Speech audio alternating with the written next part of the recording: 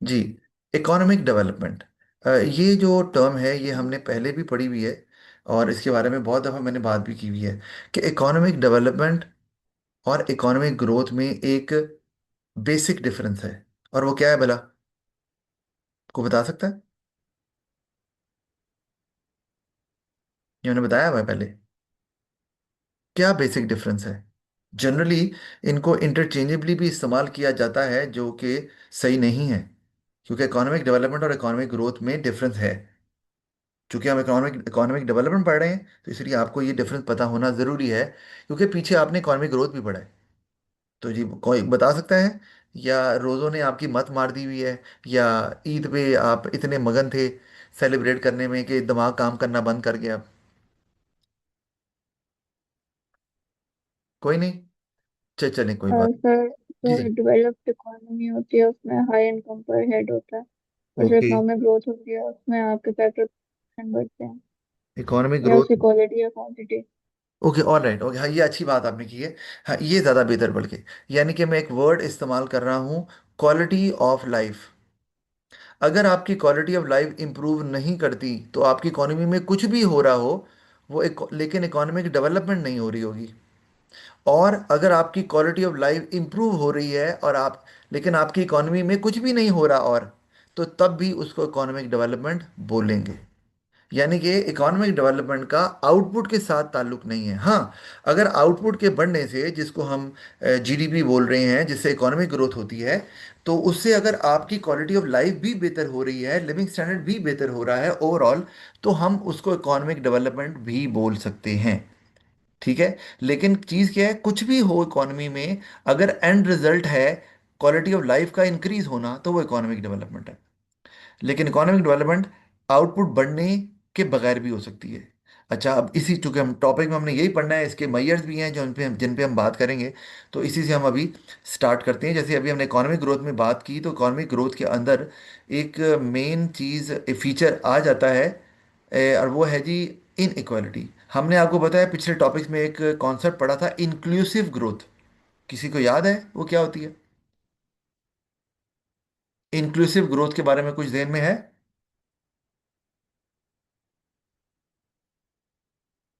नहीं, चले कोई बात नहीं, वो देख लीजिएगा उसको वैसे, क्योंकि उस पर डायरेक्ट सवाल भी आ सकता है पेपर में। ये ना हो कि फिर आपको जब इंक्लूसिव ग्रोथ का ही ना पता हो, तो वो पूरा सवाल ही आपका फिर रगड़ा जाए ऐसे ही। इंक्लूसिव ग्रोथ का मतलब है कि ऐसी ग्रोथ जिसमें सारे लोगों को इक्वल अपॉर्चुनिटीज मिल रही हैं अपने लिविंग स्टैंडर्ड को बेहतर करने की, यानी कि इंक्लूसिव ग्रोथ जो है वो इकोनॉमिक डेवलपमेंट के ज़्यादा करीब है। सबको इक्वल अपॉर्चुनिटीज मिल रही हैं, और सबको जो बेनिफिट हो रहा है वो बराबर हो रहा है, सबको मौके मिल रहे हैं। तो इकोनॉमिक ग्रोथ के अंदर बाद का जो बिजनेसमैन होते हैं, जो इन्वेस्टर्स होते हैं, दे benefit a lot from it. जबकि जो एम्प्लॉयज़ होते हैं या जो लो इनकम ग्रुप होता है, उनको उतना फ़ायदा नहीं हो रहा होता, क्योंकि वो नॉर्मली सैलरीड लोग होते हैं और उनकी इनकम में उतना इजाफा नहीं हो रहा होता जितना कि इन्फ्लेशन में इजाफा हो रहा होता है। क्योंकि इकोनॉमिक ग्रोथ जब होती है, तो उसमें आपको पता है हमेशा इन्फ्लेशन भी हाई होती है। तो उसमें जो बिजनेसमैन है वो तो अपनी प्राइस ज़्यादा करके कॉम्पनसेट कर लेते हैं, बल्कि वो तो इन्फ्लेशन को एज एन एक्सक्यूज इस्तेमाल करते हैं और कहीं ज़्यादा प्रॉफिट कमा लेते हैं। लेकिन उसमें फिर कुछ कुछ लोग या काफ़ी लोग जो हैं वो फ़ायदा नहीं उठा पाते, इनफैक्ट उनका जो लिविंग स्टैंडर्ड है वो कम हो जाता है, या इनफैक्ट या तो रियल इनकम उनकी गिर जाती है, या फिर अगर बढ़ती भी है तो उस रेट से नहीं बढ़ती जिस रेट से जो है वो इन्फ्लेशन हो रही है, या दूसरे लोगों को जो फ़ायदा हो रहा है। तो वो गैप बढ़ जाता है, यानी कि उनका लिविंग स्टैंडर्ड बढ़ा, लेकिन जो बाकी लोग थे उनका लिविंग स्टैंडर्ड कहीं ज़्यादा, मल्टीपल टाइम्स उनसे ज़्यादा हो गया। तो इसका मतलब है गैप बढ़ रहा है। तो आपका स्टैंडर्ड लिविंग ओवरऑल तो हम नहीं कहेंगे कि इम्प्रूव हो रहा है। अच्छा जी, अब हम जल्दी से इसको देख लें कि हम नॉर्मली डेवलप्ड इकोनॉमीज को में लेते हैं कि वो इकोनॉमीज जिनकी इनकम पर हेड ज़्यादा होती है। और इनकम पर हेड का मतलब क्या होता है, जिसे जीडीपी पर कैपिटा बोलते हैं, और जो निकलता है जीडीपी डिवाइडेड बाय पॉपुलेशन। ये आपको पता है अच्छे से। तो हम उन्हीं को लेते हैं, क्योंकि ये कहा जाता है कि भाई अगर इनकम पर हेड ज़्यादा है तो लोगों के पास ज़्यादा इनकम है तो वो ज़्यादा खरीद सकते हैं। ज़्यादा खरीदेंगे तो अपनी ज़्यादा नीड्स एंड वांट्स को पूरा करेंगे और उनका लिविंग स्टैंडर्ड बेहतर हो जाएगा। इस तरह से इकोनॉमिक डेवलपमेंट के साथ जोड़ा जाता है, जो कि आप कह लें कॉम्प्रिहेंसिव बात नहीं है क्योंकि आपको पता है कि जीडीपी पर कैपिटा जो है वो तो एक एवरेज इनकम है। हो सकता है वहां पर बहुत ज्यादा इनक्वालिटी हो, कई लोग बहुत अमीर हों और कई लोग बहुत गरीब हों, लेकिन जब एवरेज ली जाती है तो लगता है कि इनकम पर हेड जो है वो हाई है। क्योंकि हाई होने का मतलब ये थोड़ी है कि सबका इनकम पर हेड जो है वो ज़्यादा है। उसमें हो सकता है कई लोग बहुत लो इनकम रखते हो और कई लोग बहुत ज़्यादा इनकम रखते हो, लेकिन एवरेज जो है ना वो अच्छी आ रही। तो हम, लेकिन हम जनरल बात कर रहे हैं, और डेवलपिंग कंट्रीज में जहाँ लो इनकम पर हेड है, हम कहते हैं कि अब लोग चूंकि कम चीज़ें खरीद सकेंगे तो इसलिए वो उनका लिविंग स्टैंडर्ड भी लो होगा। और आपको पता है कि डेवलप्ड इकोनॉमीज में टर्शरी सेक्टर पर ज़्यादा डिपेंडेंसी होती है। और उसकी वजह भी यही होती है कि टर्शरी सेक्टर में आपकी एजुकेशन आ गई, हेल्थ केयर आ गई, टूरिज्म आ गया, बैंकिंग आ गई, ट्रांसपोर्टेशन आ गई, ये सब आता है ना। तो ये सब वो लोग अफोर्ड करते हैं जो कि हाई इनकम ओन कर मैंने अर्न करते हैं। तो टर्शरी सेक्टर ग्रो ही तब करता है जब लोगों की इनकम पर हेड बढ़ना शुरू हो जाती है and they are able to afford such services. आपने घर में कोई मेड चाहिए आपको, वगैरह वगैरह। तो और जो डेवलपिंग है वहाँ पर ज़्यादा वो अफोर्ड उस तरह से नहीं कर पाते। और उनकी जो टेक्नोलॉजी इंफ्रास्ट्रक्चर भी उतना इम्प्रूव नहीं किया होता जितना कि डेवलप कंट्रीज में होता है। ये एक जनरल आइडिया हमें इसके बारे में तो है। अच्छा, अब ज़रा देख लें कि हम नॉर्मली जब इनकम के हिसाब से देखते हैं तो हमारे पास कई मैज़ हैं जिससे हम देखते हैं कि इनकम पर हेड किस मुल्क की ज़्यादा है किसकी कम है। उसके लिए हमारे पास जीडीपी है, हमारे पास जीएनआई है, हमारे पास एनएनआई है, हमारे पास एनडीपी है। ये हमने सब जो है वो पहले पढ़ा हुआ है एएस के अंदर। यानी कि gross domestic product per capita, gross national product per capita. Per capita इसलिए आ रहा है ना कि सबको आप जब पॉपुलेशन से डिवाइड कर देंगे तो पर कैपिटा ही निकलेगा ना, जिसको एवरेज इनकम बोलते हैं। इस तरह एनएनआई है, net national income per capita. ये सिर्फ ये फ़र्क होता है कि जीएनआई में से आप डेप्रिसिएशन को माइनस कर देते हैं तो एनएनआई आ जाता है। इस तरह एनडीपी का जिक्र यहाँ किया नहीं हुआ, वो भी कर सकते हैं कि आप जीडीपी में से अगर डेप्रिसिएशन को माइनस करते हैं तो आपके पास एनडीपी आ जाता है, और उसको फर्दर पॉपुलेशन से डिवाइड करेंगे तो आपके पास एनडीपी पर कैपिटा भी आ जाएगा। अच्छा, अब वो इकोनॉमीज जिनकी इनकम पर हेड बहुत कम होती है, जिनको हम अंडर डेवलप्ड कंट्रीज कहते हैं, वो उनके लिए एक ना टर्म इस्तेमाल की जाती है। मैं एक आपको यहाँ पे लिख भी देता हूँ, यहाँ लिखा नहीं हुआ, विशियस सर्कल ऑफ पॉवर्टी। ठीक है, विशियस सर्कल ऑफ पॉवर्टी। और इसको अगर मैं उर्दू में बताऊं तो थोड़ा फनी से लगता है। ये बोलते हैं गुर्बत का मनहूस चक्कर। मतलब कि जो पुअर कंट्रीज हैं वो ऐसे ट्रैप में, पॉवर्टी ट्रैप भी बोल सकते हैं इसको, डेवलपमेंट ट्रैप भी बोल सकते हैं, वो उसी ट्रैप में फंस जाते हैं और कभी भी बाहर निकल ही नहीं पाते। और उनके निकलने के लिए आप आउटसाइड वर्ल्ड को हेल्प करने की ज़रूरत है, ताकि उनको उस ट्रैप से निकाला जाए। ट्रैप से निकलेंगे तभी वो ग्रो करेंगे और वो डेवलपमेंट के पाथ पर आएंगे, अदरवाइज नहीं आएंगे। तो ये आईएमएफ और वर्ल्ड बैंक वगैरह और एशियन डेवलपमेंट बैंक, ये कायम तो इसी पर्पस के लिए किए गए थे, मतलब सो कॉल्ड कहा तो यही जाता है।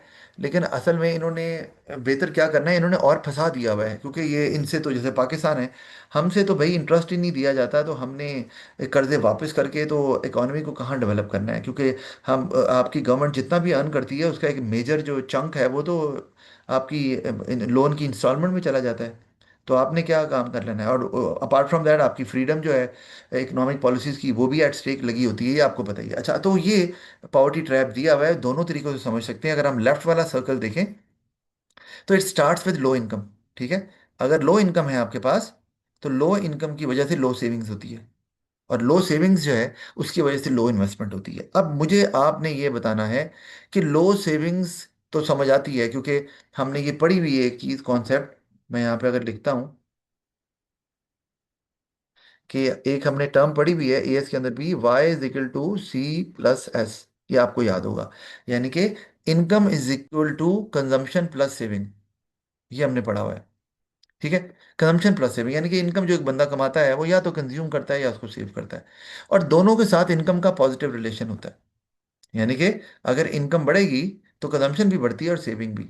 तो अगर आपकी इनकम कम हो रही है तो आपकी सेविंग, कंजम्पशन भी कम होगी ऑफ कोर्स, और सेविंग्स भी कम होना शुरू हो जाएगी। ठीक है, ये तो बात समझ आती है। लेकिन यहाँ जो मैं आपको लेफ्ट वाला सर्कल जिसकी मैं बात कर रहा हूँ, सवाल मेरा ये है कि इनकम कम होने से माना सेविंग्स कम हो गई इस इक्वेशन के तहत, लेकिन लो लो सेविंग से लो इन्वेस्टमेंट क्यों हो रही है? कोई इसका आंसर दे सकता है मुझे? कोई पेपर में आपको एक्सप्लेन करना होगा ना, क्या वजह, लो सेविंग से लो इन्वेस्टमेंट क्यों होगी? ये यहाँ पर लो सेविंग है तो लो इन्वेस्टमेंट क्यों हो रही है? एनीबॉडी? ये क्या लिंक है सेविंग और इन्वेस्टमेंट में? तो सर अगर लॉन्ग टर्म में देखें तो जो लोग सेव करते हैं फिर उन पैसों से ज्यादा इन्वेस्ट कर सकते हैं assets में, तो अगर वो सेव नहीं करेंगे तो इन्वेस्ट नहीं कर सकेंगे।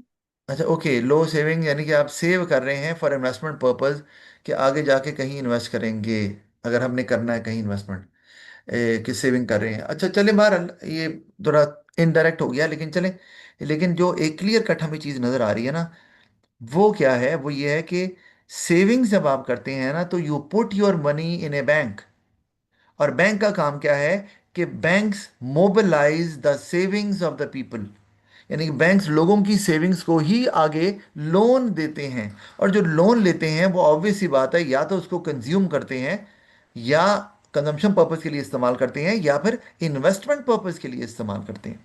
तो इसी वजह से सेविंग्स लो होगी, तो बैंक्स जो है वो कैसे लोन देगा, जब लोन नहीं दे पाएगा, क्योंकि उसने अपने पास से तो लोन देना नहीं है, तो वो इन्वेस्टमेंट भी, जो लोग लोन मांग रहे हैं, लोन भी नहीं मिलेगा और इन्वेस्टमेंट भी नहीं हो पाएगी। और जब इन्वेस्टमेंट नहीं होगी, तो हम इकोनॉमिक्स में इन्वेस्टमेंट किसको कहते हैं, इन्वेस्टमेंट से मुराद क्या है भला, को बताएगा?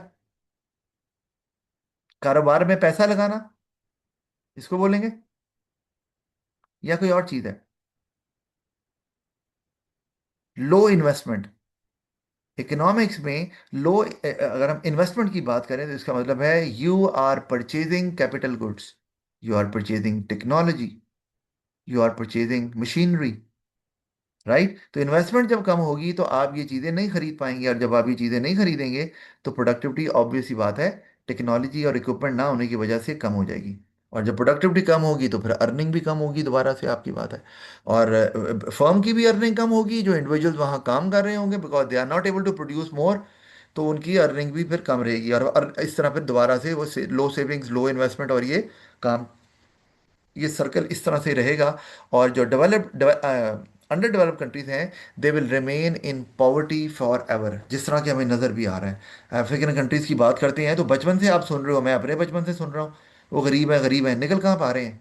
क्यों? Because they are in development trap और पॉवर्टी ट्रैप। अच्छा, और अगर आप राइट साइड वाला सर्कल ले लें, वो भी बात समझ आती है हमें। अच्छा, कि लो इनकम, और लो इनकम की वजह से low levels of education and health care, के they are not able to spend money on the education of their children, और ऑन देमसेल्व्स, और ऑन देयर हेल्थ, ठीक है?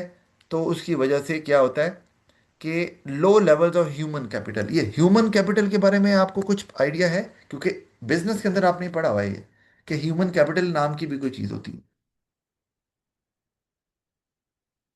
किसी को पता है? ये बिजनेस में आपने पढ़ा हुआ है, रिलेशनल कैपिटल और ह्यूमन कैपिटल, नहीं? चलें, कोई बात। ह्यूमन कैपिटल का मतलब है high level of intelligence, skill, वो जो नॉलेज आपके पास मौजूद है, जो एक्सपर्टीज आपके पास मौजूद हैं लोगों के पास, उसको बोला जाता है ह्यूमन कैपिटल। यानी कि हम कहते हैं कि पाकिस्तान में पिछले कुछ सालों में बहुत से डॉक्टर्स, इंजीनियर्स और पढ़े लिखे लोग बाहर चले गए हैं, तो हम इसे क्या कहते हैं, कि फ्लाइट ऑफ ह्यूमन कैपिटल हो गया। लोग नहीं बोल रहे हम, क्यों? क्योंकि वो स्किलफुल लोग थे, नॉलेजेबल लोग थे। तो वो, अब जब एजुकेशन और हेल्थ केयर नहीं है, तो आप ह्यूमन कैपिटल ऑटोमेटिकली कम हो गया, उनकी सोचने समझने की सलाहियत कम हो गई, एजुकेशन ना होने की वजह से उनकी स्किल लेवल, एक्सपर्टीज वो भी कम हो गई।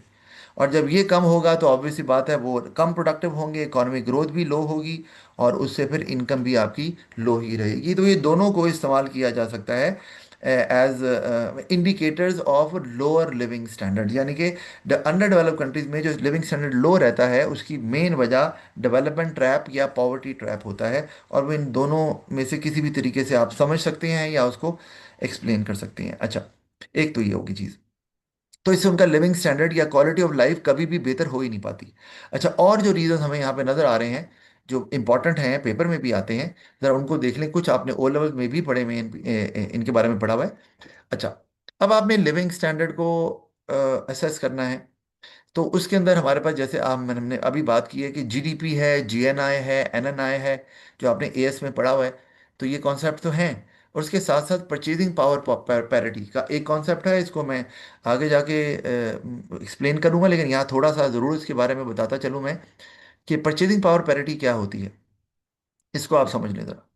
यानी कि आप क्या कहते हैं, मैं आसान लफ्ज़ों में समझाऊं तो हम कहेंगे कि एक certain number of goods and services Pakistan में जितने पाकिस्तानी रुपीस से आते हैं, वही certain number of goods with the same quality US में कितने डॉलर से आते हैं। This is what we call purchasing power parity.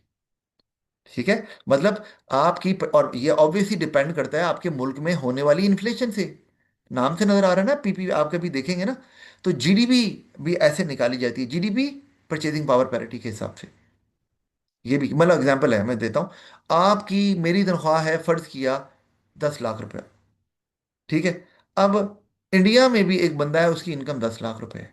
अब बज़ाहिर हमें लग रहा है यार दोनों तो एक ही स्टैंडर्ड होगा दोनों का, लेकिन इंडिया में इन्फ्लेशन कम है, वहाँ चीज़ें 10 लाख से बहुत ज़्यादा आ जाती हैं, फ़र्ज़ किया 1,000 चीज़ें ले लेते हैं आप, जबकि पाकिस्तान के अंदर आप 10 लाख से 5 चीज़ें भी नहीं ले पाते।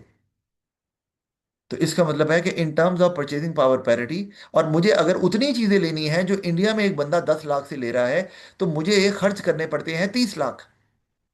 तो मैं उतनी चीज़ें ले पाता हूँ जितनी के वो इंडिया में एक बंदा 10 लाख से ले रहा है। तो अब बराबर हो गया, तो इसका मतलब है परचेजिंग पावर पैरिटी में मैं जो हम बहुत पीछे हैं। ठीक है, और जीडीपी भी इसी तरह निकाली जाती है।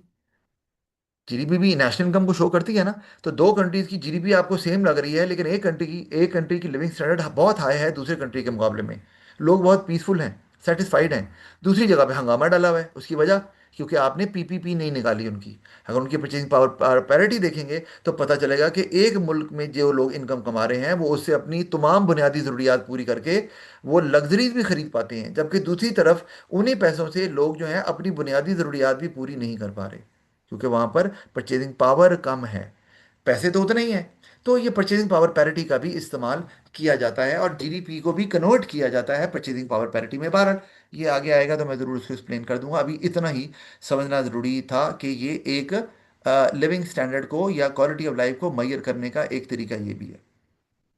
अच्छा, फिर हम आगे और जो तरीके हमारे पास हैं, जैसे कि इन्फेंट मोर्टेलिटी रेट्स। समझते हैं आप इन्फेंट मोर्टेलिटी क्या होती है? पता है किसी को? नहीं, इन्फेंट भाई। फिर जो न्यू बॉर्न होते हैं, हाँ जी, फिर वो पैदा होते हैं जी बच्चे जी बिल्कुल हैं। बिल्कुल। न्यू बॉर्न बेबीज, ठीक है, नौ मौलूद जिसको उर्दू में भी बोलते हैं, उनकी उनका डेथ रेट क्या है? ठीक है, तो वो उनसे भी पता चलता है कि कितने बच्चे हैं। यानी कि पुराने ज़माने के अंदर, अगर हम आज से कोई पीछे चले जाएं कोई 100 साल पहले या उससे भी पहले, तो अगर 8 बच्चे पैदा होते थे तो 7 मर जाते थे। इसका मतलब है लिविंग स्टैंडर्ड बहुत लो था। अब ऐसा बिल्कुल भी नहीं है। अब तो अगर 8 बच्चे पैदा होते हैं तो शायद एक मरता होगा। अच्छा, इन्फेंट मोर्टेलिटी रेट्स, तो ये भी एक मैयर है स्टैंडर्ड लिविंग को देखने का, क्वालिटी ऑफ लाइफ को देखने का।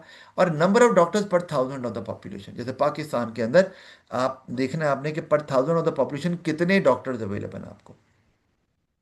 तो उससे पता चलेगा, जैसे हम जाते हैं डॉक्टर अवेलेबल नहीं है, सरकारी हॉस्पिटल में जाते हैं मरीज बहुत पे और डॉक्टर्स कम, वो वेट कर रहे हैं डॉक्टर का। तो ये भी क्वालिटी ऑफ लाइफ के बारे में बता रहा है। तो जितना पर थाउजेंड ऑफ पॉपुलेशन डॉक्टर ज़्यादा होंगे, उतना ही आपका क्वालिटी ऑफ लाइफ बेहतर होगा, क्योंकि आपकी हेल्थ केयर ज़्यादा अच्छी होगी, ऑब्वियस सी बात है। अच्छा, अब हमारे पास, ये तो हमने जनरल बातें कर ली काफ़ी इंडिकेटर्स की, लेकिन इन सब में हमने जितने भी इंडिकेटर्स की बात की हैं वो सिंगल इंडिकेटर्स थे। सिंगल इंडिकेटर मतलब कोई एक पकड़ लिया ना, जैसे इन्फेंट मोर्टेलिटी रेट हमने पकड़ लिया, जैसे हमने जीडीपी पकड़ लिया, जैसे हमने परचेजिंग पावर पैरिटी पकड़ ली, तो इसे कहते हैं सिंगल इंडिकेटर। लेकिन जब आप उसके अंदर एक से ज़्यादा इंडिकेटर्स डाल दें, तो हम उसको बोलते हैं कॉम्पोजिट इंडिकेटर्स। यानी कि आपने इकोनॉमिक इंडिकेटर, हम वैसे तो बोलते हैं इन्फ्लेशन है, अनएम्प्लॉयमेंट है, ये बोलते हैं ना इसको, तो ये सिंगल इंडिकेटर है। लेकिन जब आप एक से ज़्यादा इकोनॉमिक इंडिकेटर्स जो है ना का इस्तेमाल कर रहे हो किसी एक मेथड में, तो उनको बोला जाता है कॉम्पोजिट इंडिकेटर। तो ये वर्ड आ सकता है पेपर में भी, तो आपको पता होना चाहिए कॉम्पोजिट इंडिकेटर्स का मतलब क्या होता है। और कहते हैं कि ये ज़्यादा अच्छे से किसी भी कंट्री की क्वालिटी ऑफ लाइफ को मैयर कर सकते हैं। वजह वजह ये है कि जैसे मैं एग्जांपल देता हूँ आपको, कि अगर मैं आपके बारे में कहता हूँ किसी बच्चे के बारे में कि यार ये बच्चा ना शक्ल का बड़ा अच्छा है, अभी एक इंडिकेटर है। अब अगर मैं ओवरऑल बताऊं, यानी कि अब मैं और इंडिकेटर बताता हूँ। शक्ल का भी अच्छा है, स्मार्ट भी है, बात भी बड़े अदब से करता है, एटिकेट्स भी हैं इसके पास, ठीक है। तो परफ्यूम भी बड़ा अच्छा लगाता है। अब नाउ, अब क्या हो रहा है कि मैं जितने ज़्यादा इंडिकेटर्स उस बंदे की पर्सनैलिटी के बारे में बताता जाऊंगा, उतनी ही उस बंदे की पर्सनैलिटी को हम ज़्यादा अच्छे तरीके से आइडेंटिफाई कर सकते हैं, ज़्यादा बेहतर तरीके से, ज़्यादा एक्यूरेट तरीके से आइडेंटिफाई कर सकते हैं। इसी तरह इकोनॉमी के अंदर भी अगर आपने क्वालिटी ऑफ लाइफ को देखना है, तो जितने इंडिकेटर ज़्यादा होंगे एक मेथड के अंदर, वो उतना ही ज़्यादा अच्छे तरीके से रिफ्लेक्ट करेगा ट्रू क्वालिटी ऑफ लाइफ को, विच इज़ बीइंग एंजॉयड या experience by the people living in that country. तो इसलिए कॉम्पोजिट इंडिकेटर्स बहुत ज़्यादा अच्छे होते हैं compare to single economic indicator. तो उसमें पहला आ गया हमारे पास, आता है कि HDI, ये आपने ओ लेवल इकोनॉमिक्स में भी पढ़ा हुआ है, ठीक है जी। अच्छा, अब उसमें तीन इंडिकेटर्स आते हैं, क्योंकि अब हम जितने पढ़ेंगे ये कॉम्पोजिट इंडिकेटर्स हैं, ठीक है। एक से ज़्यादा होंगे इसके अंदर, तीन इंडिकेटर वो मैंने यहाँ हाईलाइट भी किए हुए हैं। GNI पर हेड, आप जीडी पर हेड भी बोल सकते हैं। एजुकेशन, आप एजुकेशन की जगह ईयर्स ऑफ स्कूलिंग का वर्ड भी इस्तेमाल कर सकते हैं। और फिर हेल्थ केयर, हेल्थ केयर की जगह पे आप लाइफ एक्सपेक्टेंसी का वर्ड भी इस्तेमाल कर सकते हैं, क्योंकि ओ लेवल इकोनॉमिक्स में ये इस्तेमाल हुए हुए हैं एक्चुअली। तो आप, ये तीन इंडिकेटर हैं। तो अगर कोई मुल्क जो है वो GNI पर हेड में भी हाई है, एजुकेशन रेट या लिटरेसी रेट जिसे हम बोलते हैं, ईयर्स ऑफ स्कूलिंग में भी ऊपर जा रहा है, और हेल्थ केयर में भी ऊपर है, तो फिर ये ज़्यादा बेहतर तरीके से उस कंट्री के लोगों की क्वालिटी ऑफ लाइफ या लिविंग स्टैंडर्ड के बारे में बता सकता है। अच्छा, अब ईयर्स ऑफ स्कूलिंग में यही है ना कि एक बच्चा जो कि अब स्कूल दाखिल हुआ है, तो उसके बाद उसने कितने साल स्कूल में जो है ना वो पढ़ता रहा, पढ़ाई करता रहा। जितना कम साल पढ़ाई की है इसका मतलब है उतना ही वो, यानी कि वो अफोर्ड नहीं कर सकता या पढ़ा नहीं सकते उसे, उसने जॉब करनी है, घर का खर्चा नहीं चलता, तो उसका मतलब यही हुआ कि भाई उनका क्वालिटी ऑफ लाइफ कम है, जिसकी वजह से ये मामला चल रहा है। अच्छा, और ये भी कि जो अगर अडल्ट हैं, तो वो देखना है कि उन्होंने कितने ईयर्स ऑफ स्कूलिंग, कितनी ईयर्स की एजुकेशन ली हुई है, मैट्रिक किया हुआ है या ओ लेवल किया हुआ है, 12 साल पढ़ाई की है, 6 साल 8 साल की है, तो ये इससे पता चल जाता है। अच्छा, अब HDI की जो वैल्यू है ना, ये बाकायदा इसको कैलकुलेट किया जाता है, और ये 0 से 1 के दरमियान होती है, ये आपको पता होना चाहिए। अगर आपकी HDI की वैल्यू जितनी 1 के क्लोज होगी, उतना ही इस मेथड के मुताबिक कहा जाता है कि लिविंग स्टैंडर्ड बेहतर होगा, क्वालिटी ऑफ लाइफ बेहतर होगी। यानी कि जितने मुल्क में डेवलप्ड कंट्रीज हमें नज़र आते हैं, वो उनका HDI 1 के करीब होता है। 0.8 है, किसी का 0.85 है, 1 तो ऑफकोर्स जारी बात है किसी का भी नहीं हो सकता। इसी तरह अगर आप 0 के करीब जा रहे हैं HDI के अंदर, तो इसका मतलब है आपका क्वालिटी ऑफ लाइफ और लिविंग स्टैंडर्ड उतना ही लो है। तो इसलिए अंडर डेवलप्ड कंट्रीज में लेस देन 0.5 HDI की वैल्यू आ रही होती है। पाकिस्तान में भी होवर करती है 0.5 के अराउंड, तो वो भी डेवलपिंग कंट्री में ही काउंट हो रहा होता है। और इसी से फिर हम निकालते हैं कि ये कंट्री जो है, यहाँ पर क्वालिटी ऑफ लाइफ हाई है, या यहाँ पर मीडियम है, या यहाँ पर लो है। तो इस तरह मेजर किया जाता है इसको। अच्छा, फिर हमारे पास आ गया मैयरेबल इकोनॉमिक वेलफेयर। अच्छा, इसमें ना एक पहले और हुआ करता था, ह्यूमन HPI, HDI है ना जैसे, HPI ह्यूमन पॉवर्टी इंडेक्स। बहरहाल, वो फिर अगर आपको कभी पास पेपर में नज़र आ जाए ना, तो परेशान नहीं होना, क्योंकि वो सिलेबस से निकाल दिया गया है, तो इसलिए मैं भी उसको अब नहीं पढ़ा था। लेकिन उसमें चार इंडिकेटर्स थे, और ऑफ कोर्स चार थे, तो इसका मतलब है HDI जो हमने अभी पढ़ा है उसमें तीन है, तो अगर जिसमें चार हो गए, जारी बात है वो ज़्यादा अच्छा होगा, ज़्यादा एक्यूरेट है। अभी मैंने आपको एग्जाम्पल से भी समझाया। अच्छा, अब मयरेबल इकोनॉमिक वेलफेयर एक ये भी मेथड है, इसके थ्रू भी हम इस समझ सकते हैं इसको, कि ये ज़्यादा बेहतर तरीके से क्वालिटी ऑफ लाइफ के बारे में बता रहा होता है। अच्छा, अब वो कह रहे हैं कि इसके अंदर जैसे लेयर टाइम, अब लेयर टाइम ये हमें नज़र आ रहा है यहाँ से, देखिए अगर हम, कि लिविंग स्टैंडर्ड में ये इतने मेथड्स को इंक्लूड कर रहा है ये। अब लेयर टाइम क्या होता है भला, कोई बताएगा क्या है लेयर टाइम? लेयर टाइम से मुराद क्या है? सर फ्री टाइम जिसमें आप वर्कर कोई काम नहीं कर रहा बेसिकली। वर्कर कोई काम नहीं कर रहा, इसका मतलब स्लीपिंग टाइम नहीं है, बस ये याद में रखना है। इसका मतलब है आप वो टाइम जो आप अपनी मर्जी से गुजार पा रहे हैं, रोबोट की तरह जिंदगी नहीं गुजार रहे। आप पार्टी कर रहे हैं, दोस्तों के साथ हैंग आउट कर रहे हैं, कोई मूवी देख रहे हैं, कुछ भी, लेकिन सोना नहीं है, क्योंकि सोना एक ज़रूरत है, वो लेयर टाइम में नहीं आता, ये ध्यान में रखना है। उसके अलावा कुछ भी जो आप अपनी मर्जी से कर रहे हैं, अपनी फैमिली के साथ टाइम स्पेंड कर रहे हैं, वो लेजर टाइम है। तो जितना लेजर टाइम ज़्यादा है, उतना ही क्वालिटी ऑफ लाइफ बेहतर होगा। अच्छा, और उसके लिए क्या चाहिए? Financial freedom. अपनी मर्जी से आपका पैसा इतना है, अच्छा खर्च किया, बट ठीक है यार कल नहीं जाऊंगा, अब मुझे ज़रूरत नहीं आ रहा और मजीद काम करने की। अच्छा, तो ये भी ऐड किया जाता है, यानी कि जीडीपी के साथ। अब मैं कहूँ जी आपकी इनकम कितनी थी, अच्छा मेरी इनकम 50 लाख है, अच्छा ठीक है यार बड़ा कमाते हो आप, तो बड़े अमीर हो यार, आपका लाइफ तो बहुत ऊपर है स्टैंडर्ड। बिल्कुल नहीं, क्योंकि दूसरा सवाल मेरा होगा भाई लाइफ टाइम कितना है, वो दूसरे का बंदे का। मैं कहूँ जी मैं यार लाइफ टाइम तो मेरा कोई भी नहीं है, बस घर जाता हूँ, सो जाता हूँ, सुबह उठ के फिर काम पे चले जाता हूँ। तो इसका मतलब है मेरा लिविंग स्टैंडर्ड हाई नहीं है, डिस्पाइट हैविंग हाई इनकम मेरा लिविंग स्टैंडर्ड लो ही कहलाएगा, क्योंकि मेरा लाइफ टाइम ही कोई नहीं है।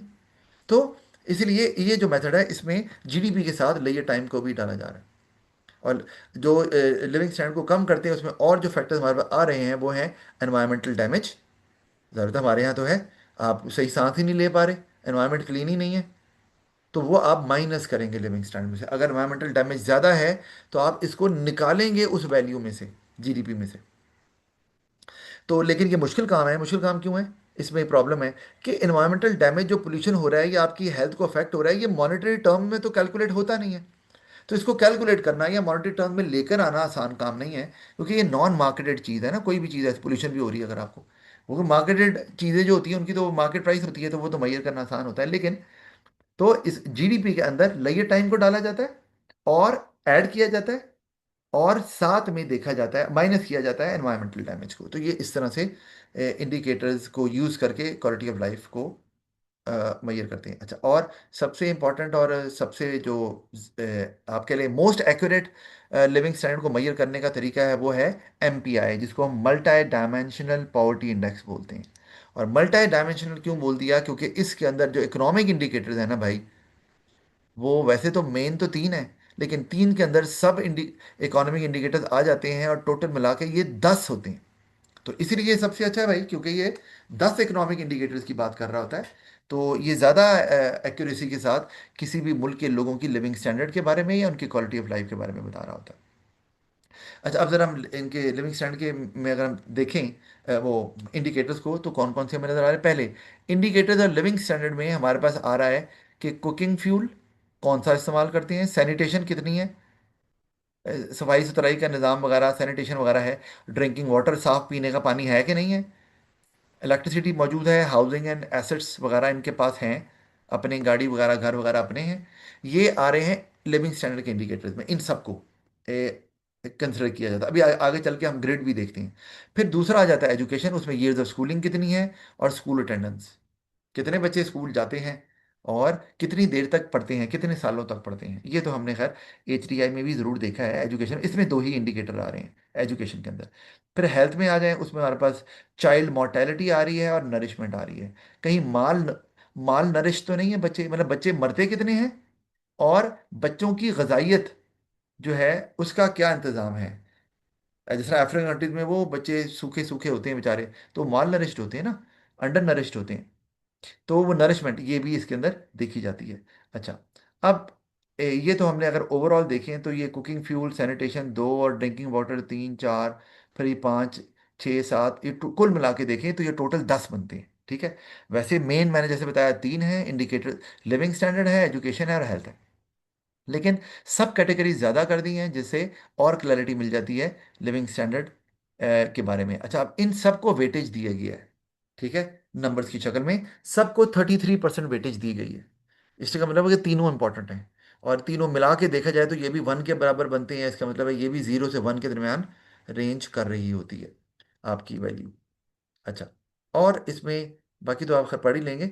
अच्छा, अब एक चीज़ के, अगर वो लोग, हम कहते हैं कि यार ये एमपीआई पुअर हैं या ये एमपीआई रिच हैं, हम ये बोला जाता है टर्म, ठीक है। एमपीआई पुअर मतलब वो इंडिकेटर को देखकर अब वो हम ये अंदाज़ा लगाते हैं कि ये इनका लिविंग स्टैंडर्ड लो है।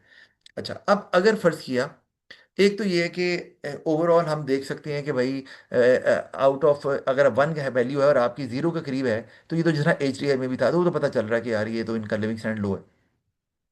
लेकिन अगर आप किसी एक इंडिकेटर में भी आपकी वैल्यू बहुत लो आ रही है, एक किसी इंडिकेटर में भी जिसकी 33% वेटेज है, तो तब भी आपको पुअर ही माना जाएगा, क्योंकि आपका वो एक इंडिकेटर बहुत ज्यादा लो हो गया हुआ है। मैं अभी आपको उसको समझा भी देता हूँ। जैसे मैंने यहाँ हाईलाइट किया है कि people are considered MPI poor who are suffering deprivation in 33% of the weighted indicators. अब 33% हर एक को दिया गया है ना, तो तीन है ना, तीनों को 33% 33% दिया गया है। तो अगर किसी भी एक इंडिकेटर में वो डेप्रीवेशन वाली सफरिंग हो रही है, यानी कंडीशन ऑफ डेप्रीवेशन है, तो हम कहेंगे वो क्वालिटी ऑफ लाइफ उस कंट्री में लोगों का पुअर है। लेकिन अब सवाल ये है कि ये सफरिंग वाली जो ये जो कंडीशन है डेप्रीवेशन वाली, ये कैसे हम पता चलाएंगे, इसके लिए क्या यार्ड स्टिक है, वो हम अभी नीचे इसको जरूर देखते हैं। कि अब ये अभी इस पे बात करते हैं। अच्छा, लेकिन किसी एक में भी ये नहीं, टोटल नहीं देखेंगे हम, टोटल तो चलो पता चलता ही है टोटल से। किसी एक इंडिकेटर में भी जिसकी वेटेज 33% है, उसमें अगर कंडीशन ऑफ डेप्रीवेशन है, तो हम उस मुल्क के लोगों की लिविंग स्टैंडर्ड को लो ही मानेंगे। अच्छा, if 5 out of 10 indicators are poor. अच्छा, एक तो चीज हमने समझ आ गई कि 33% में अगर कम है, तो इसका मतलब है कि आप पुअर कहलाएंगे, आपका कंट्री पुअर कहलाएगा, आपके कंट्री के लोग पुअर कहलाएंगे। अच्छा, if 5 out of 10 indicators are poor, it may not be MPI poor. यानी कि आप 10 में से 5 में पुअर हैं, लेकिन आप एमपीआई पुअर नहीं कहलाएंगे। ठीक है। But if 2 out of 10 indicators are poor, it may be MPI poor. देखा अब ये बात कितनी मिसलीडिंग सी लग रही है, सर ये क्या बात है, क्योंकि वो बात वेटेज पे आ गई। 33% वेटेज चल रही है। ठीक है। अब मैं आपको इसको पहले, अब एक जगह में कहा कि 10 में से 5 में अगर पुअर हैं, आप एमपीआई पुअर हैं, तो आपका लिविंग स्टैंडर्ड लो नहीं है। लेकिन अगर आप 10 में से 2 में पुअर हैं, तो आपका एमपीआई पुअर हो सकता है। मे का वर्ड आया हुआ है। क्यों हो सकता है? क्योंकि उनकी वेटेज ज़्यादा होगी। जैसे मैं अभी एग्जांपल देता हूँ, या आप नीचे अभी ग्रेड पे हम आते हैं ना, तो ज़रा ग्रेड पे गौर करें। आपको यहाँ नज़र आ रहा है जो डायमेंशन जहाँ पे लिखा हुआ है, वहाँ पे एजुकेशन है, हेल्थ है और स्टैंडर्ड लिविंग है। और तीनों की जो वेटेज है वो 1/3 है, मतलब 33% दी हुई है। ठीक है। लेकिन एजुकेशन में, यानी कि अगर मैं यहाँ पर कहता हूँ ये, यहाँ पे मैं लिख देता हूँ कि इनकी वेटेज जो है वो 33% आ रही है। ठीक है। 33% है। और अब लेकिन यहाँ इंडिकेटर कितनी दिए हुए हैं, एक स्कूलिंग है और एक स्कूल अटेंडेंस है। तो दोनों की आधी आधी हो गई ना फिर वेटेज। 33% और दोनों 1/6 आ रहे हैं। इसका क्या मतलब है? 1/6 जो है स्कूलिंग का भी दिया हुआ है, और 1/6 जो है वो स्कूल अटेंडेंस का भी हमें नजर आ रहा है। जो कि क्या बनता है जी, कितना के, ये 16% के अराउंड यही बनता है ना। 16.5 कर लें और वो भी 16.5 कर लें, यही बनेगा। 16.67 कर लें, वो भी 16.67 कर लें। इसका मतलब है कि इसकी वेटेज यहाँ मैं अगर लिखूंगा तो ये आएगी 16.67। इसी तरह इसकी भी वेटेज आएगी 16.67। तो अब आप गौर करो, अब अगर सिर्फ आप स्कूलिंग और स्कूल अटेंडेंस में ही आप पुअर हैं, आपकी डेप्रीवेशन चल रही है। जैसे कंडीशन ऑफ डेप्रीवेशन क्या लिखी हुई है स्कूलिंग में, जरा देखो। इफ नो एच एच का मतलब होता है हाउस होल्ड, हाउस होल्ड मतलब consumers. If no H has completed 5 years of schooling, तो हम कहेंगे वो डेप्रीवेशन की कंडीशन में है, पुअर है। इसी तरह स्कूल अटेंडेंस में any school aged child not attending school up to 8th class, नहीं कर रहा, तो वो भी डेप्रीवेशन में है। ठीक है। अगर ये दोनों चीज़ें हैं, तो आप इन दो इंडिकेटर्स में पुअर हो गए। और दोनों इंडिकेटर्स की मिला के वेटेज कितनी बन रही है? 33%। तो हमने अभी ऊपर पढ़ा है कि अगर आप 33% किसी की वेटेज है और आप उसमें कंडीशन ऑफ डेप्रीवेशन में हैं, तो आप एमपीआई पुअर कहलाएंगे। ठीक है। ये यहाँ पर इसलिए 2 आउट ऑफ 10 में भी अगर आप एमपीआई पुअर हैं, या वो आप डेप्रीवेशन की कंडीशन में हैं, तो आप एमपीआई पुअर कहलाएंगे। लेकिन कईयों में नहीं भी खिलाएंगे। अभी ना लेस देन 1 मिनट रह गया, तो मैं आपको लिंक भेज रहा हूँ, दोबारा ज्वाइन कर लीजिए।